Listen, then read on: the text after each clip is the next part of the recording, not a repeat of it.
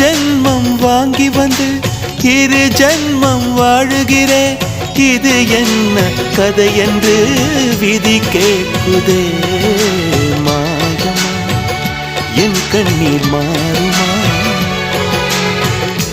எங்கேயோ தொலைந்த விதை இங்கே வந்து பூத்ததென முல்லை பூ என்றிருந்தேன்.